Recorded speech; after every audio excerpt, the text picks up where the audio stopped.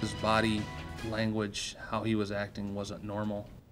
Witness after witness taking the stand as a judge decides whether the Mid-Michigan police officer accused of strangling an 8-month pregnant woman will head to trial. Ken Bluew was in the courtroom as prosecutors laid out their case. They are claiming that he killed 32-year-old Jenny Webb near a police shooting range while on duty back in August.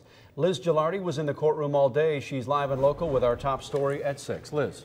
Sam and Carrie, this case did not start as a homicide investigation. There might have been some suspicions, but that really didn't happen until after Jenny Webb's body and car were already removed from the crime scene. And that's when police started realizing what was going on. That didn't happen until detectives went to Webb's parents. They told her mom and dad she killed herself, and they dropped a bombshell on police.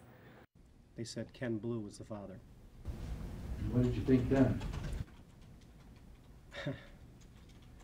I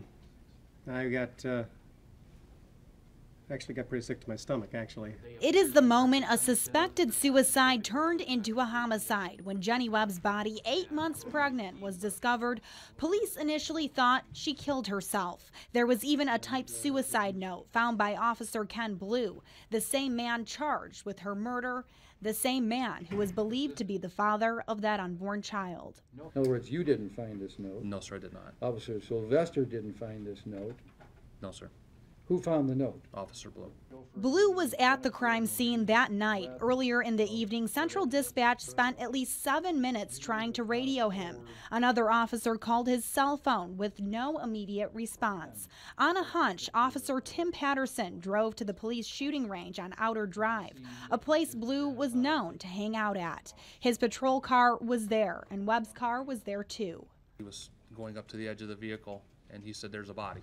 Bluew went about his work, taking pictures of the crime scene. Then he pulled out Webb's driver's license. He turned around, faced the other direction, had his hands on his knees, bent over, and it looked like he was going to throw up, and he said, "I know this girl."